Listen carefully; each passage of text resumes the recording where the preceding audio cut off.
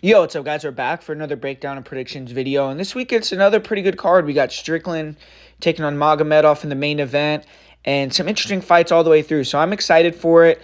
And like always, man, hit the like button. Let's try to get 100 likes on this video. I would really appreciate that, man. Everyone listening to me right now, hit that like button. Let's try to run those likes up on this video. I would really appreciate it. And put a comment down below. Let's try to get some interaction on this video. Let's try to talk back and forth. I'll try to get back to you guys and comment back to the people that comment on this video.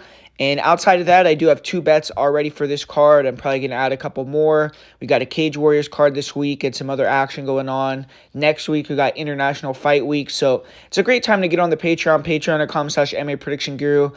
Get access to some of the best bets in the world for MMA betting. And we're coming off another profitable week last week, so we're just going to try to keep it going with this one. And this first fight of the night, Alexander Romanov versus Blagoy Ivanov. Man, I mean, how the mighty have fallen, right? Alexander Ivanov, when he fought Marcin Tybura, he was in marquee spots on the card. He was getting pushed by the UFC. They were looking at him as a potential future UFC champion or UFC title contender. And now he's lost 2 fights in a row. He got kind of exposed back in the day by Juan Espino, but he was able to get back in the win column a couple more times after that fight against lower level guys. And then they put him in there with Tybura, and he had a really good first round, but ended up totally gassing out, lost the second and third, ended up losing that decision. And then he had his last fight with Alexander Volkov, where if you remember the progression of Romanov's career, he came into the UFC kind of flabby, out of shape, then lost a lot of weight. He was in, much better physical shape in his fight against Tybura when you just look at him. And then he reverted back at the Volkov fight. He looked horrible. I mean, the guy was way out of shape, it looked like.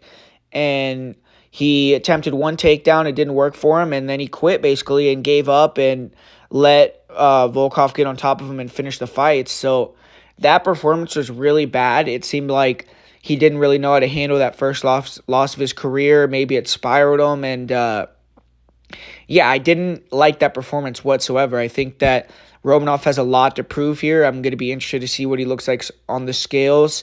And I want to see what he's talking about this week during the media and all that, because I'm a little bit worried about how Romanov's actually going to perform, if he's going to perform up to his full capability.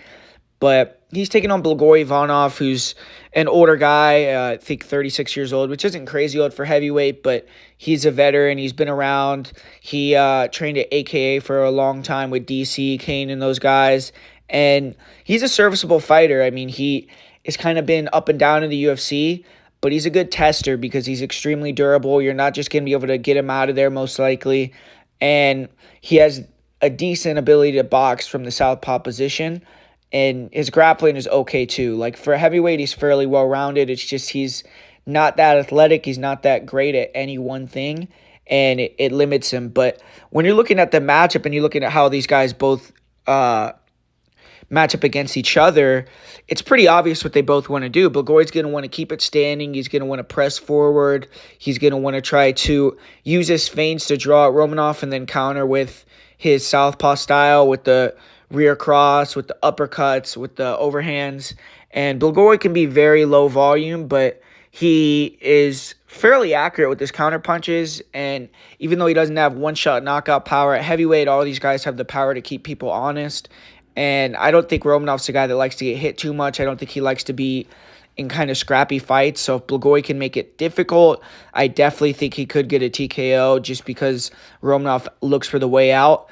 And Romanov obviously is going to be using those explosive attacks on the feet, like his, Superman punches and kind of wild blitzes, where he can use his athleticism to close the distance, get a hold of you, and then when he gets a hold of guys, you got to admit, I mean, the guy's extremely strong. You see him picking up heavyweights over his head, it's slamming them, and he could just absolutely overwhelm guys, especially early in fights, and take them out on the ground. But skills-wise, technique-wise, it's a lot of horsepower that he's using, and once he starts to get tired, those takedowns become much harder to get. And when he's in the top position, he could overwhelm low-level guys with ground and pound and things like that, but he's not necessarily a great guy on top either. He has kind of low-level submissions that he goes for and just kind of uses his size and mauls guys to finish him. With Blagoy, we got good grappling on Blagoy's side, not really offensive grappling, but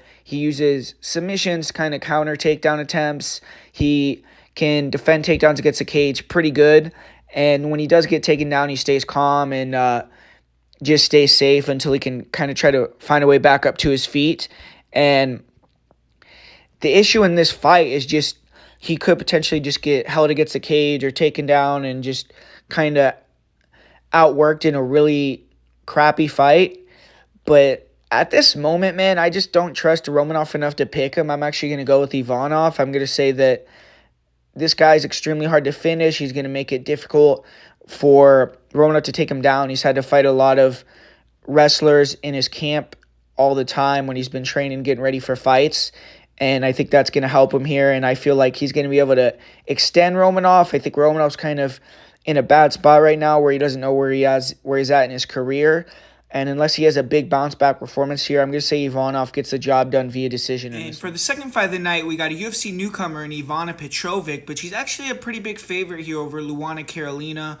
Currently, she's undefeated. She's 6-0. She's coming in here as the Aries FC flyweight champion, and she beat another pretty big prospect outside the UFC to earn that title in the UFC contract. She is making her UFC and US debut, so obviously those are two big things in a career, but almost a 3-1 favorite. The odds makers are not thinking that's going to be detrimental to her. She's 29 years old, so she's a little bit older for someone coming into the UFC, but she should be mentally and physically ready to take this opportunity and run with it. And the first step is going to be defeating a pretty tough girl in Luana Carolina, who's a 6-fight UFC veteran, who's been up and down. She's 3-3 so far. She was 3-1, but she's lost her last 2 fights. She got knocked out brutally by Molly McCann with that spinning back fist, and then lost a decision to Joanne Wood last March. And obviously both those girls are ranked. They're tough. They're experienced competitors. So Carolina has fought much better opposition in comparison to Petrovic, and it's another day in the office for her facing a very tough girl. And Petrovic, while undefeated, is not as experienced as Carolina due to the level of competition. But with that being said, Carolina definitely has to fight like her job is on the line on Saturday. And against most opponents, Carolina has a sizable height and reach advantage. But this fight, she actually has a 2-inch reach disadvantage. Petrovic has very long arms, and she actually can box fairly well. She has crisp, fast hand combos. She basically works on the inside. She likes to back fighters up, clinch, dirty box, and work her hand combos from in there. On the outside, it seems like her kicking defense needs a little bit of work, and she's not really the greatest with her offense on the outside either. And this is a good test to see how her kicking defense will hold up against a girl like Carolina, who's long and kick heavy.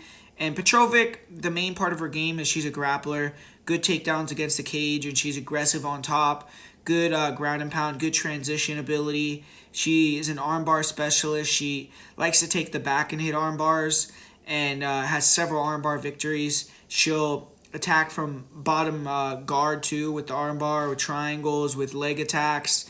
Her back takes are on point. Overall, she just has dangerous grappling, and I think she has a good chance to finish the fight if she can get it to the ground. Cardio for Petrovic is on point, and she has that championship experience. Her last fight, she got to finish in the 4th round. And for Luana Carolina, she's a mover. She likes to counter. She doesn't have much power in her hands, but she has a decent check hook and right cross, good timing, good accuracy. She'll throw a lot of kicks also. And she's evasive. She can make fighters miss. She can counter and score points. And she also has a strong clinch game, but she isn't much of a wrestler or a grappler. She has okay takedown defense, especially along the cage, and her jiu-jitsu is okay. In this fight, she needs to use her length, move, use her kicks, her counter punches, her takedown defense, her cardio, and try to force it to be a stand-up battle, because if it's a striking fight, it's like 50-50 in my opinion. I don't think Petrovic deserves being a 3-1 favorite. If she can get it to the ground, then Petrovic probably will justify that number and maybe even get a finish. But Carolina is someone that I have a little bit more respect for than the odds makers do, at least in this particular matchup. I think the line is off. I'm going to pick Petrovic, and I think she'll her winning by submission is a sneaky bet, but as far as the money line goes, it's a dog or pass. I think Karolina can compete on the feet, and I'm going to edge it to Petrovic just because I think her advantage on the ground is big, and I'll say she's able to get it to the ground in the second or third round and find that submission victory. So give me the newcomer Ivana Petrovic, and give me her to win inside the distance. And continuing on through the card, we got a good matchup here with Guram Kutateladze taking on Elvis Brenner. Elvis Brenner, he's taking that next step in his career. He's going to try to break into that top 25 range. And he debuted, he won a split decision over Ruziboev in his UFC debut, which that's a pretty big win to get in your first fight with the UFC. He was anticipating fighting Jordan Levitt, but Levitt was forced to bow out, and now he's going to fight a very tough task and a bigger opportunity in Guram Kutateladze.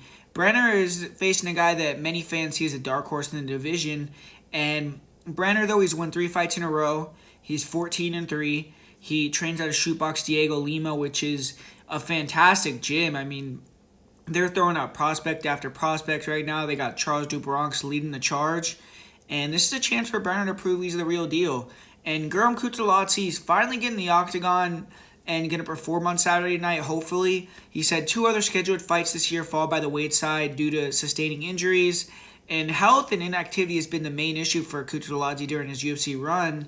Many people remember the upset of Mateus Gamrot in his debut, but that was in 2020, and since then Kutateladze has only fought 1 time.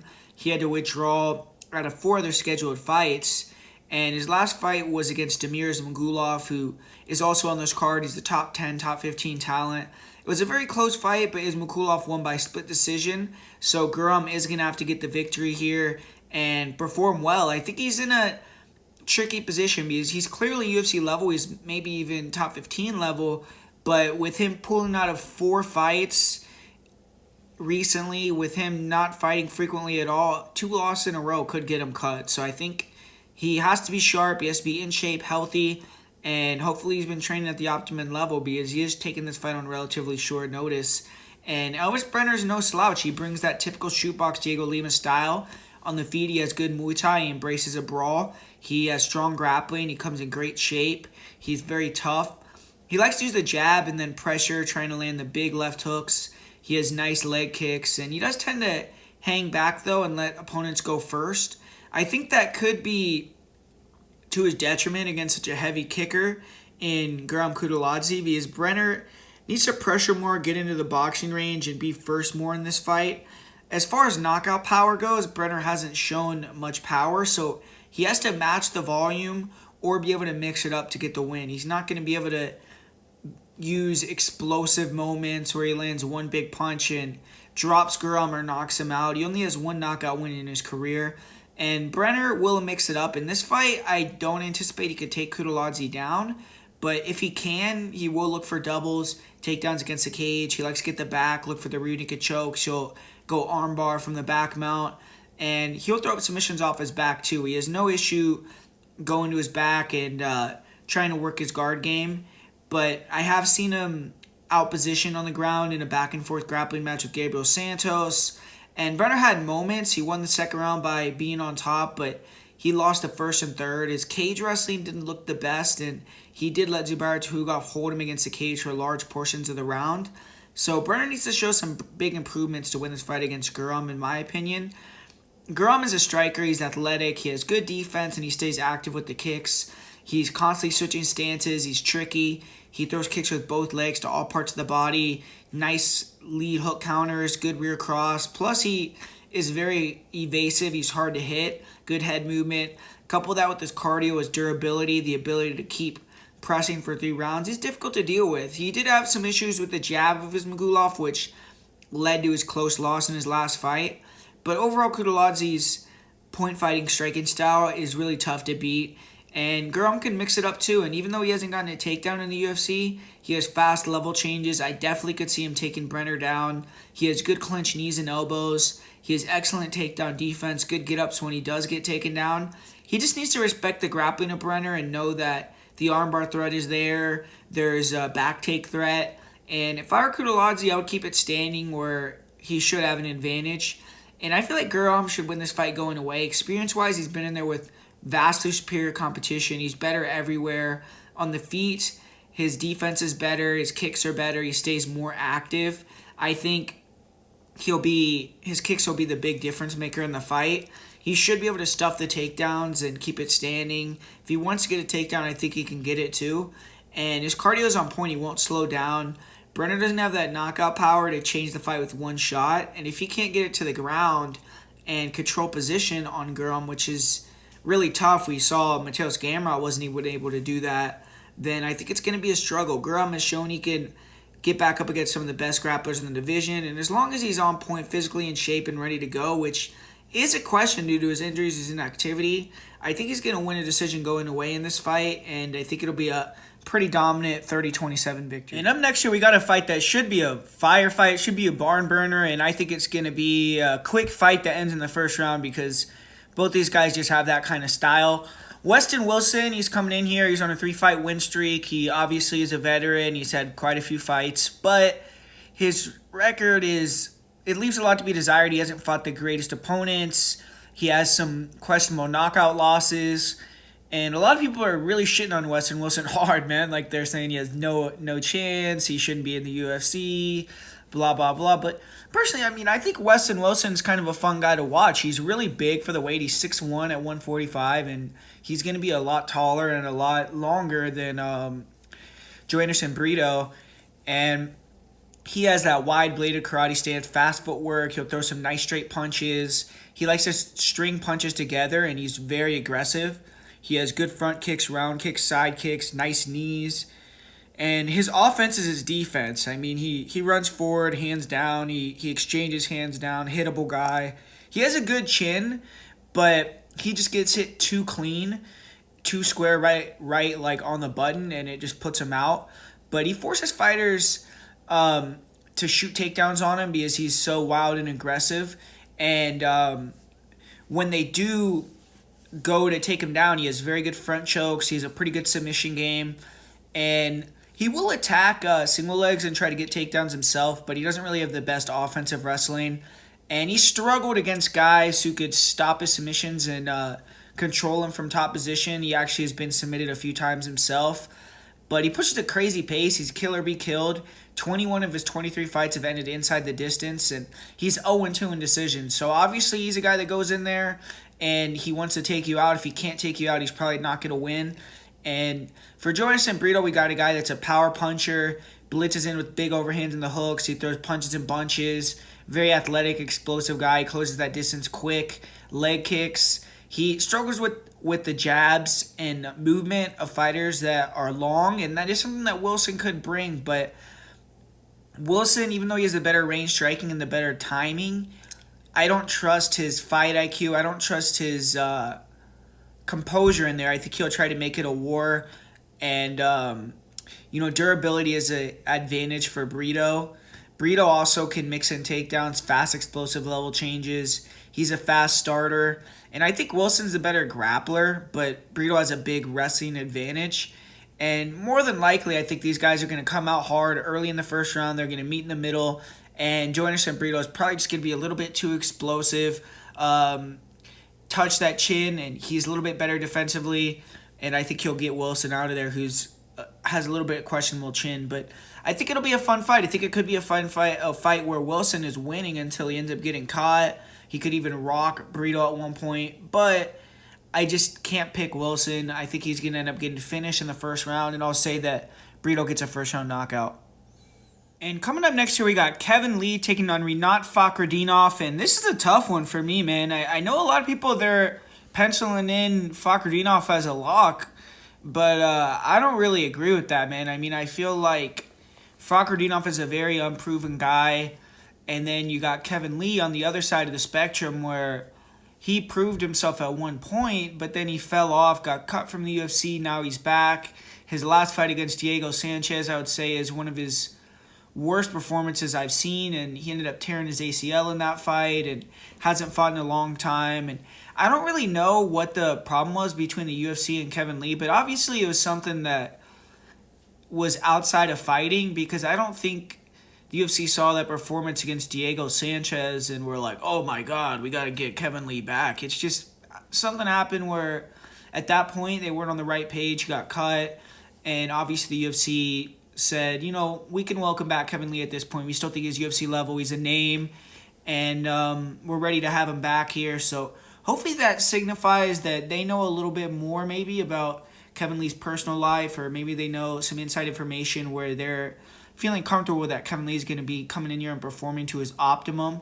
But we got Kevin Lee where he's moving up to 170, and historically has never performed that great at that weight class. I think he got a win there, but he has a couple of losses there too.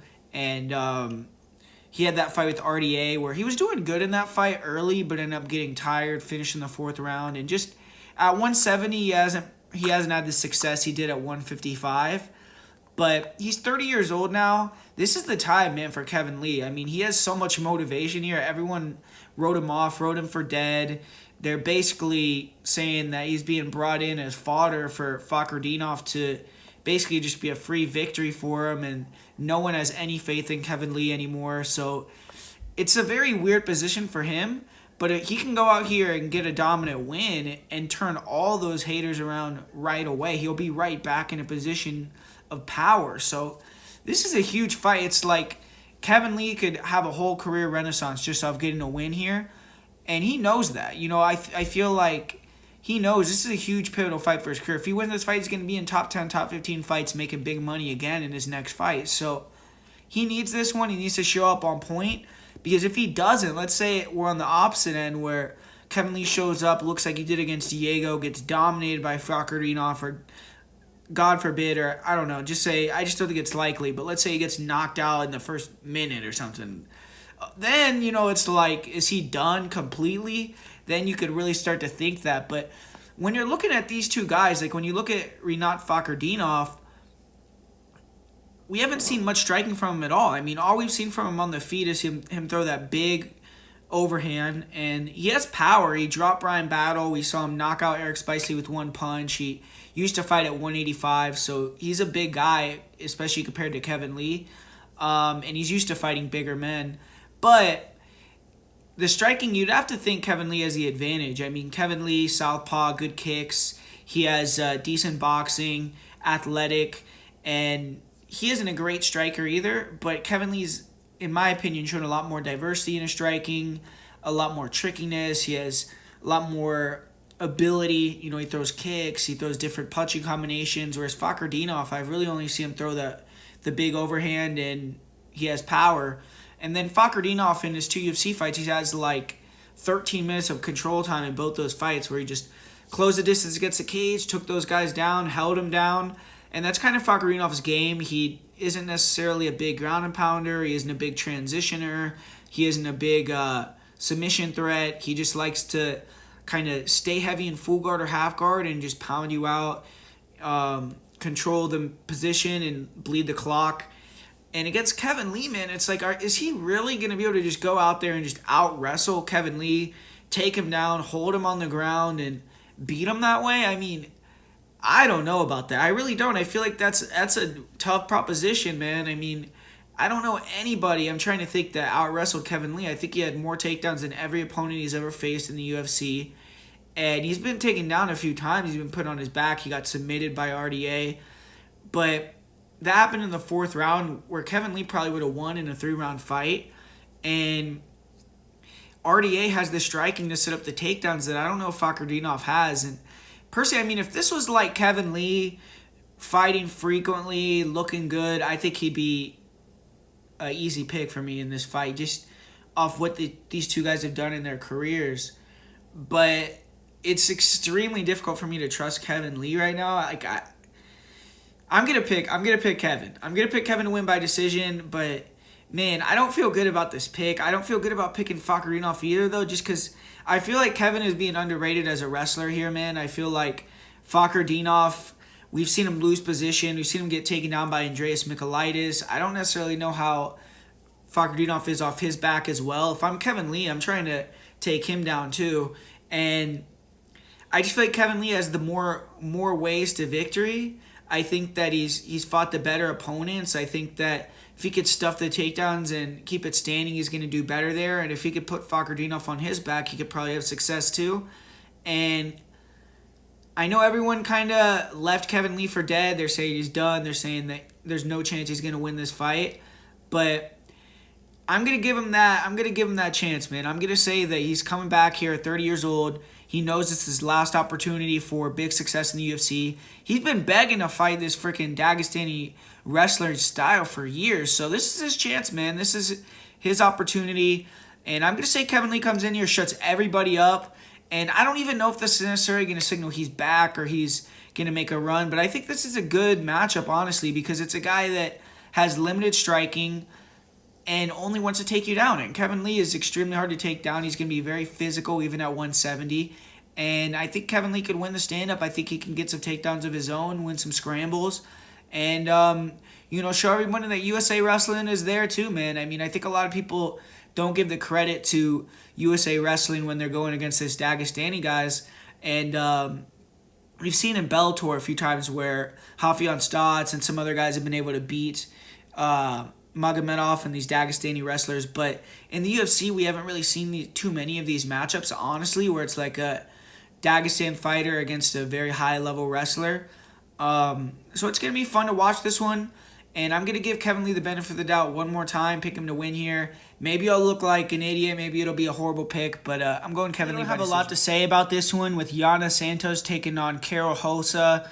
Yana Santos, she hasn't really looked as good since coming back from her pregnancy. I will say, though, her last fight in the first round against Holly Holm, she had a good performance, but then kind of fell off after that.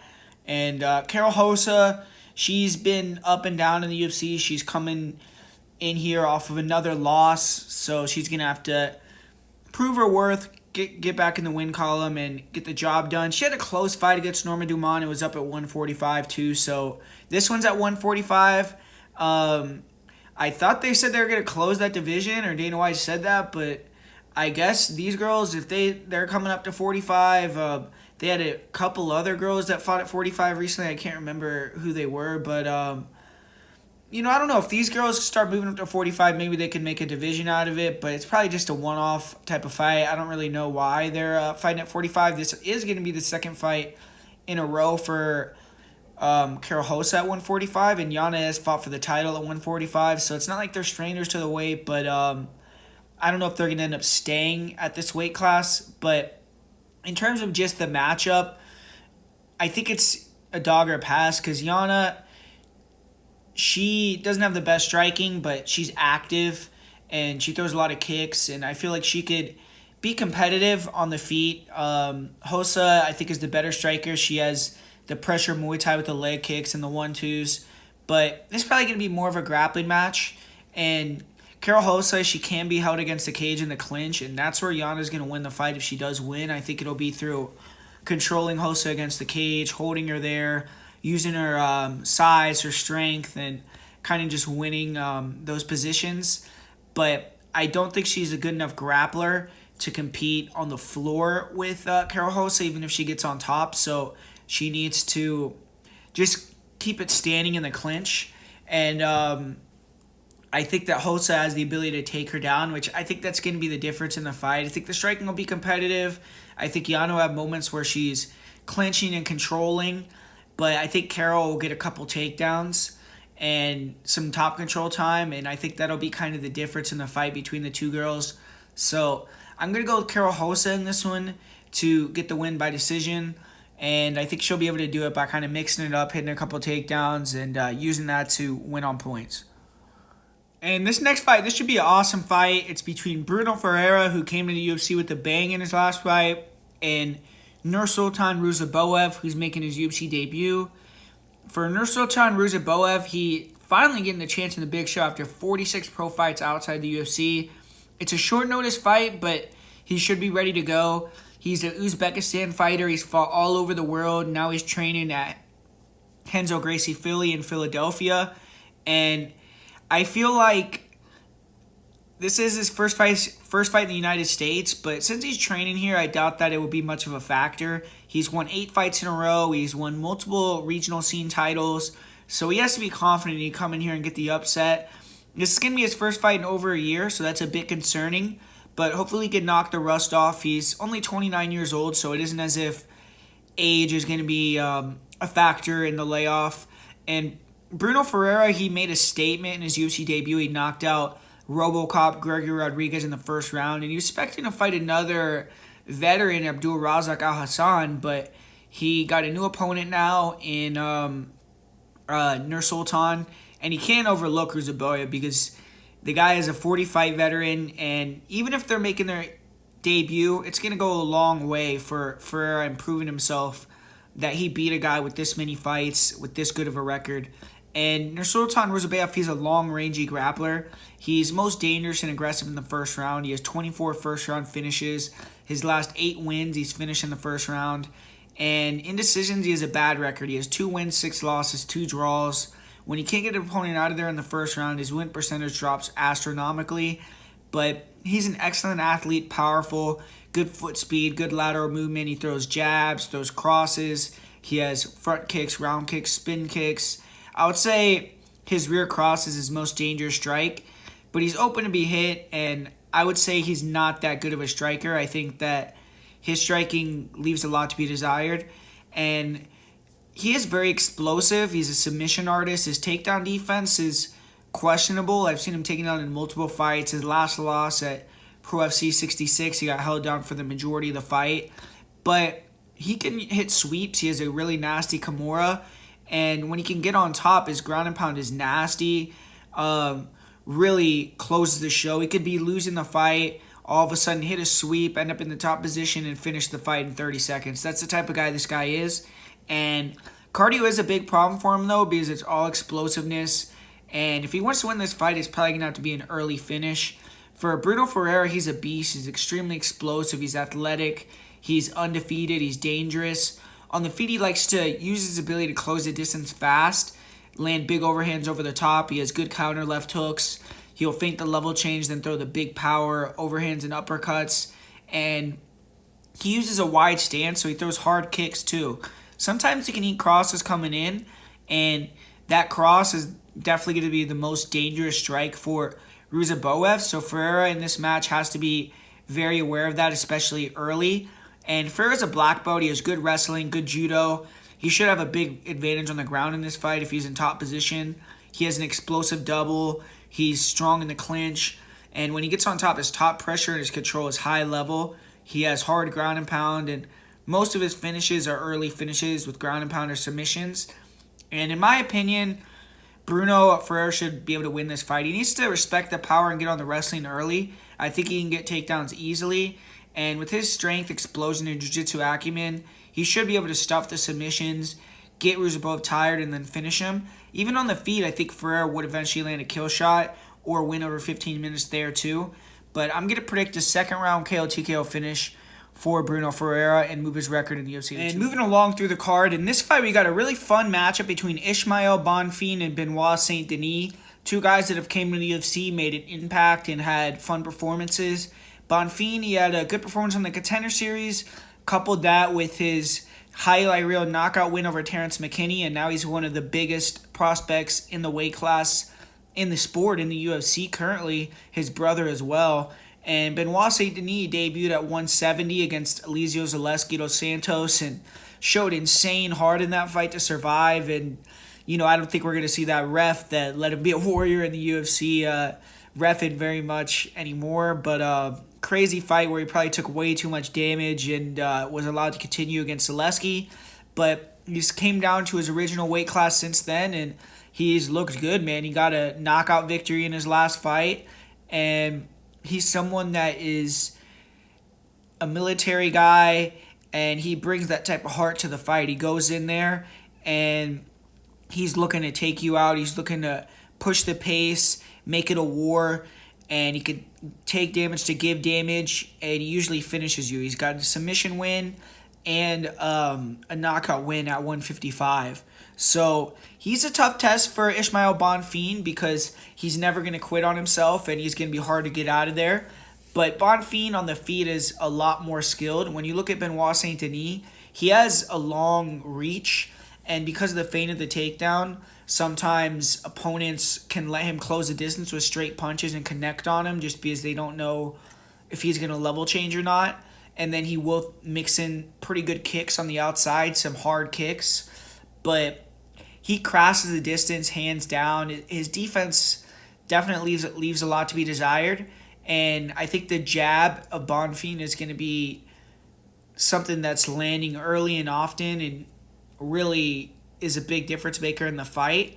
And Bonfim, he has the grappling in his back pocket, but in this one he wants to keep it standing, use that jab, use his ability to pull counter, and just use his distance control to touch Saint-Denis whenever he tries to close the distance. Maybe try to land those uppercuts and flying knees like he did in his last fight when Saint-Denis is level changing. So you could either land that and go home early, or maybe even get Saint-Denis to kind of be a little bit weary to go for the takedowns because those dangerous strikes are coming. But I think on the feet, Bonfim has a clear advantage. He could just keep the distance and touch Benoit as he tries to come in, and Benoit's going to need to take some shots, get on the inside, and land some power shots or some shots that change the tide of the fight to be competitive standing. And obviously, if Benoit Saint-Denis can get on top, then he's a beast there, and that's where he could easily have a lot of success in this fight. But Bonfim, with his ability to control the distance, his takedown defense, and then him as well having good grappling, I don't think that he's just going to get dominated on the ground by Saint-Denis. And I think that his skill level on the feet is going to offset that dog that Saint-Denis has in him. And I think that Bonfim definitely could get him out of there. I'm actually going to pick Bonfim to win by knockout. But he's going to have to really, really hurt Benoit Saint-Denis to get him out of there, which I think he's going to do. And if they got a better ref this time that steps in, I'll say that Ismael Bonfim gets this one done by second round knockout. And up next here, we got Ariane Lipski versus Melissa Gatto. And first of all, I don't really get, why is this fight like on the main card, like 3 fights from the top? Like, it should be like the first fight of the night, but I guess they're still trying to push Lipski or something. And taking on Melissa Gatto. This is another fight I don't really have a lot of interest in. I think it's a dog or pass situation. Lipski looked good in her last fight. She's the way faster, more athletic girl, way better stand-up. And Gatto's been out for like over a year. She's been very inactive in her career, man. I mean, she came back and had a few fights in 2022, I believe, but she just didn't fight for a long time before she came back. Now she's taken another year-long layoff. She's only 27, but she's wasted a lot of time in her career. And I don't really know the reason for this layoff, if she had a bad injury or something. But, yeah, like in terms of how they match up, obviously Melissa Gatto is going to want to get it to the ground, and Ariane Lipski is going to be trying to keep it standing and find the knockout. Gatto, to me, doesn't really have the best wrestling, but her last fight with Tracy Cortez, she did show improvements on her level change speed, and she was able to hit a couple clinch takedowns, she even hit a double leg takedown. So she'll probably be able to take down Lipski, but early on when it's on the feet, Gatto comes plodding in, and she throws some nice straight shots down the middle. She has a tall, long frame for the weight, and she can throw kicks, but she leaves her head right on center line. She's a plotter. She has her chin right there, and Lipski throws heat, man. Lipski has those nice 1-2s, 3-2s.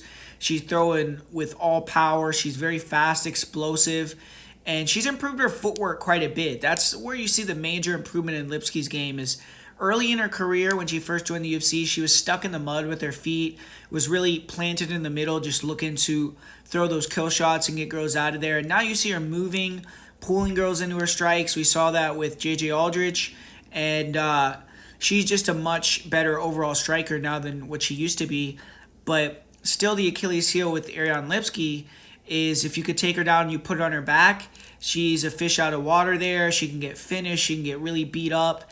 And that's where Melissa Gatto's world is. A lot of Melissa Gatto's wins, though, or some of them have been through guard pulling and hitting submissions off her back, where I don't think Lipski's going to follow her to the ground. So this could be a more difficult fight for Gatto than people believe. I think the line is way off. It should be like Gatto minus 150, not minus 260. But as a pick, I'm going to pick Gatto. I say she'll get it to the ground in the second or third and win inside the distance. In terms of the fight, I think probably betting on the fight doesn't go to decision, or the fight and inside the distance is maybe the best play to go with here. I don't really have a strong side. It is a dog or pass to me, though, so I think Lipski is the value, but I'm going to pick Gatto. I'll say she wins by second round submission. And with this next fight, we got a really fun matchup between a veteran and a prospect, with Max Griffin trying to hold back Michael Morales, who's trying to move close to the rankings here with a victory over a guy like Max. Max is coming off a big win over Tim Means, which is arguably the biggest win of his career. And that was off the heels of a very close fight with Neil Magny as well, where he lost a split decision and could have went either way. So Max Griffin, currently, I believe he's won like 5 out of 6 fights. The one loss was to Neil Magny, and he's been looking really good lately. But he's 36, 37 years old at this point, definitely on his last run, and this is a must-win for him. He's fighting a kid that is very, very touted as a big prospect, and he's being brought in to lose here pretty much. If he can get the win over Michael Morales, get the upset, people are going to have to start taking Max Griffin serious. He's probably going to get a top 15 opponent next, so it's a big-time fight for Max Griffin. He has a lot to fight for. And Michael Morales, he's young. He still has a long time to develop and grow in the sport and move up the rankings, but he's doing it quickly. And if he can beat Max Griffin, he's going to be himself in a position to ask for a top 15 opponent next, or a high-level guy. And he's going to be right there in the mix as one of the best young prospects in the UFC. So ultimately, this is a great fight. Both these guys are, on a good run right now. Morales is undefeated. Max Griffin has been winning a lot of fights lately, and they're looking very strong. So the winner of this fight is going to be in a very good position. And when you look at how they match up with each other, I think early on, Max Griffin could have some success with his movement and his pull counters, because I do think that he's going to be able to move around and land those rear crosses like we did see Trevin Giles land as well on Morales. We saw Trevin Giles drop Morales. But if Griffin can't get him out of there early, which I don't really think he can, he tends to fall apart later in fights. And he has good leg kicks. He doesn't totally gas, and he could still kind of keep the footwork and movement going and land his pull 2 counters. And Griffin's tough, man. I don't think he gets enough credit for his chin, his willingness to brawl when he has to.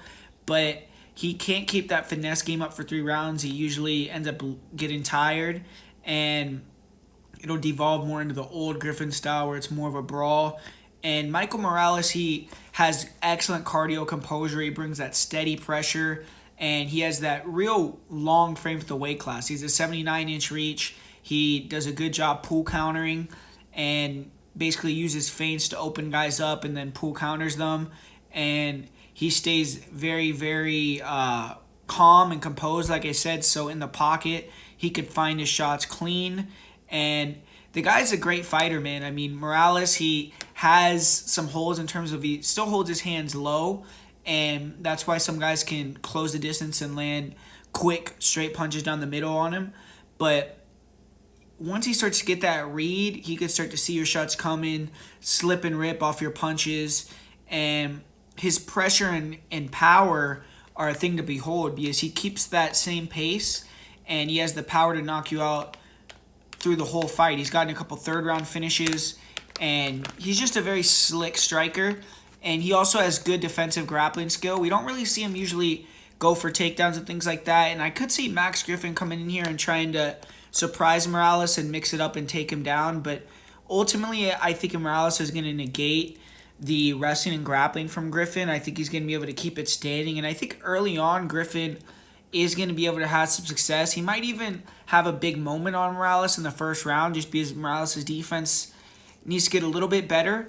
But I'm banking on this guy, man. I think Morales has a big future in the sport. He is a great athlete with a long frame. He's coming off a layoff here, so I think he's going to come back and look even more improved and better than he did in his previous fights. And I just think that his cardio and his ability to keep that same pressure, eventually start pull countering and making Max Griffin pay for his mistakes as fights go on and Max Griffin gets a little more tired, is going to be there for Morales. And I think Morales can defend the takedowns pretty easily, which will get Griffin even more tired. And get the win that way. I think for Griffin to win, he's going to have a virtuoso performance where he shows an ability to stick and move for 3 rounds that he hasn't showed previously in his career, or he could find that big shot early in the fight and end it, which is possible, but I think it's unlikely.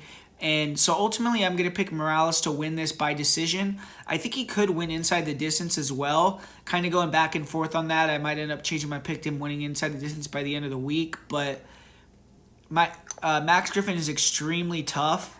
He has a great chin, and Morales hasn't finished everyone that he's fought. He didn't finish his opponent on the Contender Series. He's gotten some third-round finishes.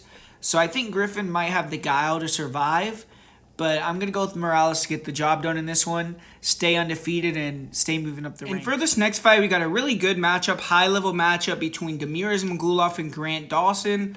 I'm glad to see Damir Ismagulov back in the octagon. He retired after his last fight against Arman Tsarukyan, and I think he was having some health problems. I'm not really sure what was going on, but I read a little article where he was interviewed this week, and it seems like he's in a good spot. It seems like mentally he's kind of refocused, and he's gotten himself back in the game, and he's going to need to be turned on and ready to go against a guy like Grant Dawson.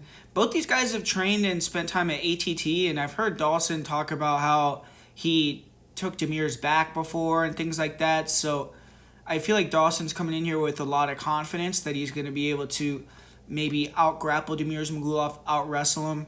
And was pretty surprised this week, and I guess it's early in the week, but I'm surprised at the line movement with Damir Ismagulov almost getting flipped to an underdog at this point against Grant Dawson. I feel like that's a little disrespectful. I think Ismagulov should be the clear favorite, not a big favorite, but like minus 140, minus 150. I just think he's a more skillful guy, but I get it. I mean, he just retired. He's older. He's coming off of a loss, and Dawson has the momentum right now. But when you see how both these guys match up on the feet, it's no competition. I think that Ismagulov is way better. Ismagulov has really nice boxing, great speed. He has great distance control. He could throw a lot of kicks in there, and just very diverse, athletic, explosive striker. He is very clean, technical, and just very, very good striking.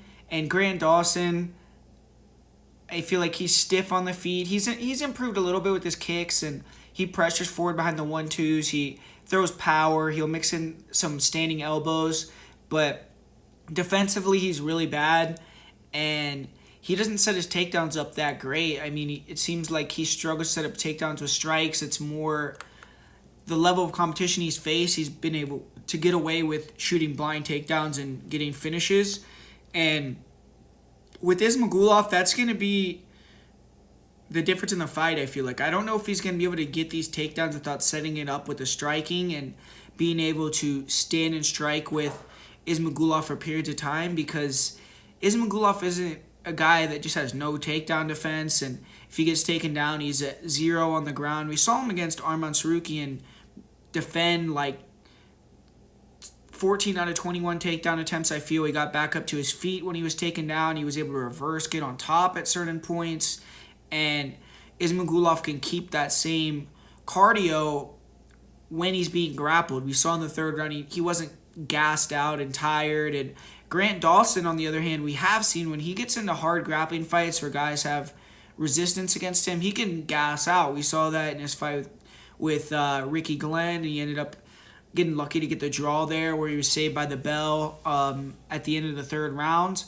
And I think Ismagulov is the more composed guy with the better cardio. If the fight's not going Dawson's way, he can't really compete on the feet, so he has to panic and he has to use energy, and that gets you tired. So I feel like Ismagulov over 15 minutes, if he could stuff a few takedowns, is really going to have open up the cardio advantage in the later rounds.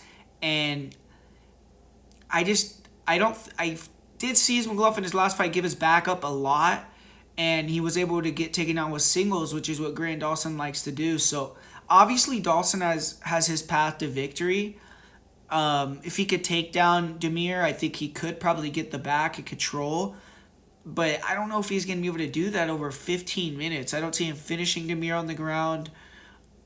I think Damir is a way better striker than Dawson is a striker, and I think the wrestling, granted, does have a huge advantage, but the gap is closer than the striking advantage that Damir has. Fights start on the feet, and as long as Damir isn't checked out or kind of like not in a good headspace because he did just retire, and you don't really know with Damir what he's thinking about his career going forward, but I'm going to say he gets the victory over Grant Dawson, wins this one via decision. He's not much of a finisher. If he does finish, I think it'll be late, like in the third round. But I feel like this is a 50-50-ish fight, but just because Ismagulov is the more skilled technician, I think he should have the slight favorite edge on the money line, and that's why I'm going to pick him too. So I'm going to go with Damir Ismagulov. I just like his slickness a little more, and I think he'll be able to get the win. And finally, we got the main event. We got Sean Strickland taking on Abus Magomedov in a strange main event where Abus Magomedov is 1-0, and he's already fighting a top 5 guy in a main event showcase spot for the UFC. And there's been a lot of speculation, like why they wanted to give Abus Magomedov this fight, why they give Paulo Costa a newcomer as well.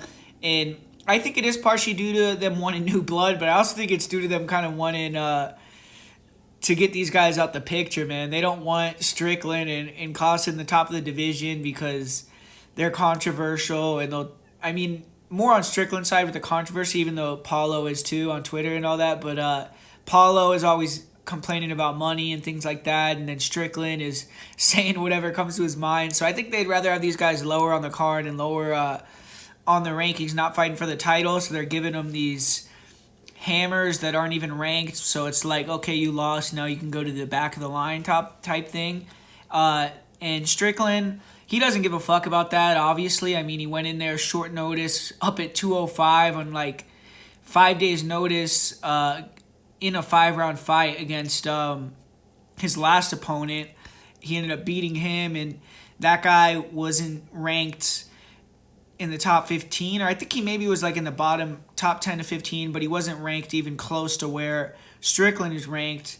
And Strickland went in there, took that fight, got the win, and didn't really care about the rankings. So if he can win this one against Magomedov, even though Abus Magomedov is unranked, I think that he should get the title shot, or at least be one fight away from the title shot. But it's an interesting match. It's kind of hard to break down, honestly, man. I watched a few of Magomedov's fights and never really has fought anyone like Sean Strickland, who has good pressure, the jab, and kind of really good eyes. Strickland has a real awkward style of striking, man. I mean, he works the jab and the 1-2s, and he's in recent fights, like his last fight, he was throwing a lot more kicks, and his kicks are actually effective.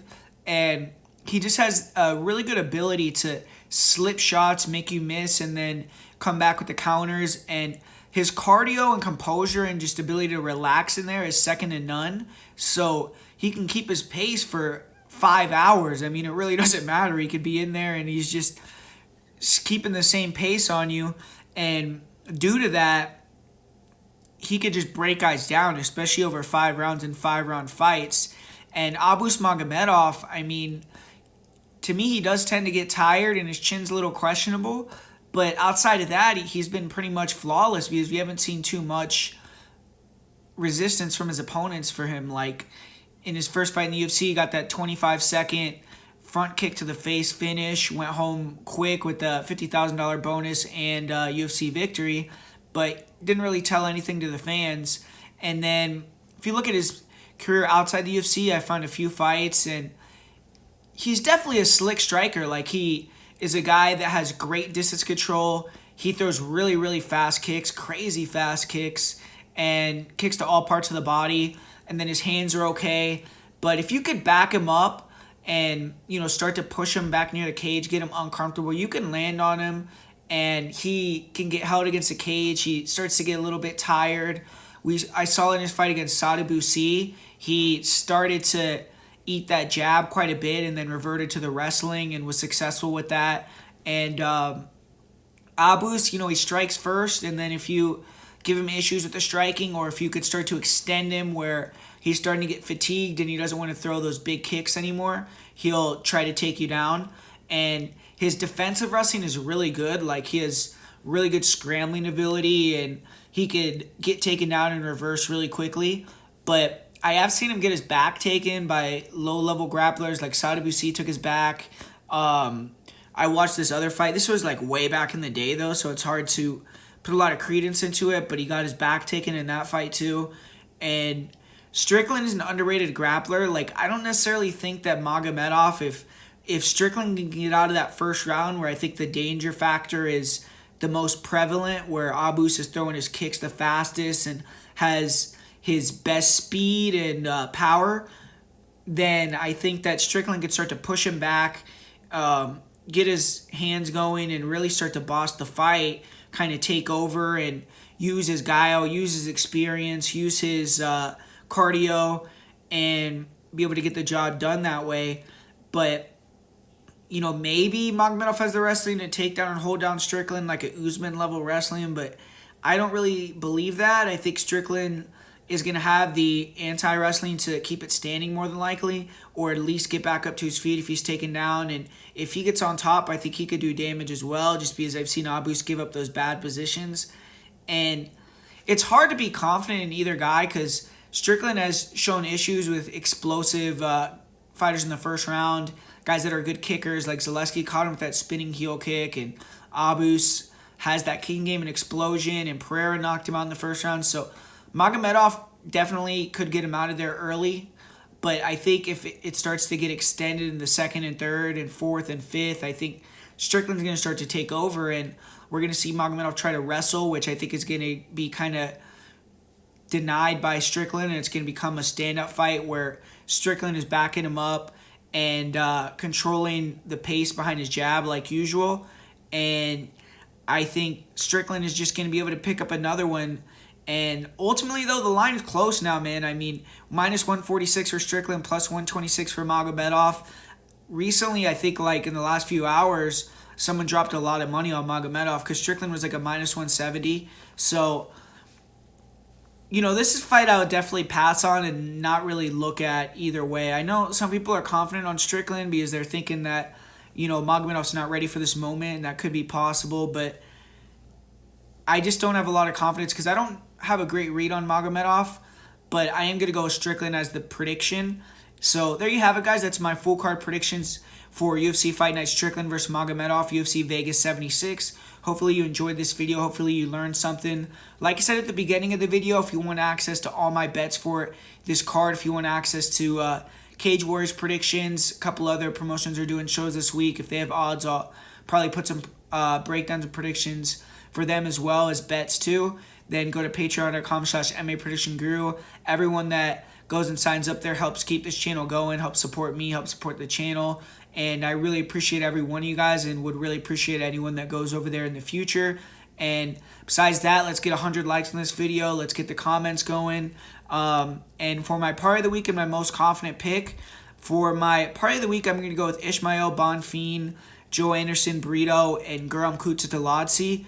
For my most confident pick, I'm going to pick Guram Kutateladze. I just feel like he's a stitch above his opponent in that one.